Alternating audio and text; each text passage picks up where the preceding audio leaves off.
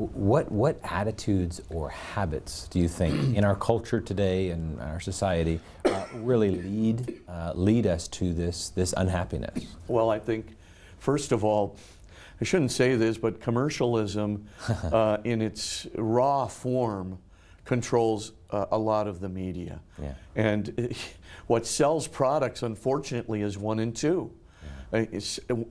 Self-image is level 2, par excellence, right? I mean, look at the number of ads that, are enhancing self-image beyond, just a little more godlike, a little more, heroic, than the average guy. And look at the number of products that are level 1 oriented, and then the ones right in between, the new Mercedes 500 E-Class with the leather upholstery, right?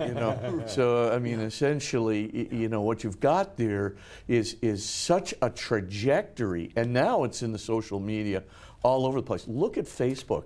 What matters is not who you are or what you believe in or the ideals you aspire to or the transcendent religion you adhere to that gives you your dignity. That's all off the table. Yeah. It's pick selfies of me, and the image I can craft, but it's only images that can be captured in pictures, pithy little, sayings that go along with the picture. It's aimed at level 1 and 2. Yes. As Scott was just saying, there's only 2 buttons on the elevator, right. And the kid is literally exposed day and night to this until they are taken up in it.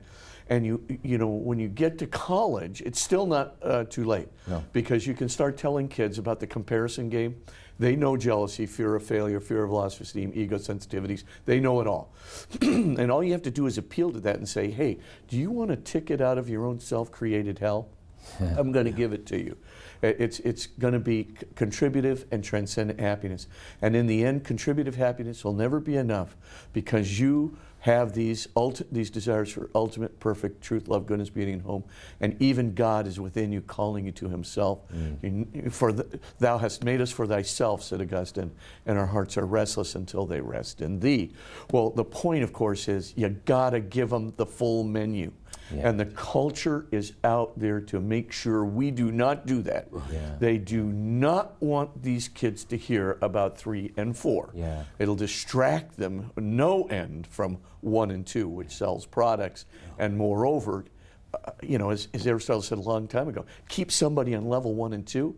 You can lead them around by the nose. Yes, right. Yes. And you make a lot of money in the process. That's right. Yeah, and you think about even good people who go on, whether it be Facebook or other social media, who end up having these wars, if you will. Is my kids better than your kids, or my pictures, or my quotes, or whatever? There's this comparison that's an ego comparison. Yeah, I think the culture has to rise up and say, we're not playing the game anymore. That's right. We're going to go for something a little bit more profound, pervasive, enduring, and deep. But to make that critique, you have to step outside the culture. Yes, you do. That has so carefully coached and programmed everyone. They're inside this penal colony, and how do they step outside to experience what they don't have? Yeah, it's the perfect image, like that fellow who's caught inside the television set and finally discovers it, at the end. I forget what the name of the movie was. But it's anyway. Outside the Truman Show. The Truman Show. That's right. Yeah. And, stay with us for the next segment of Franciscan Presents.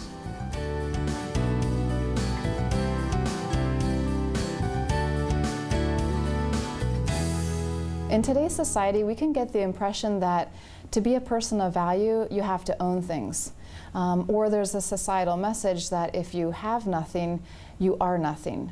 So underlying this consumeristic value is the idea that true happiness is related to possessions or to material goods.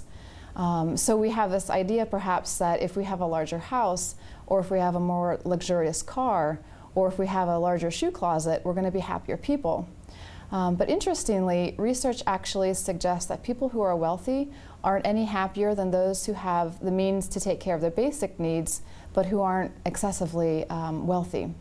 So true happiness isn't really about what we have or what we own, but instead it's about fostering healthy relationships, it's about developing our potentials, It's about giving back to the community, and it's about finding meaning in our lives.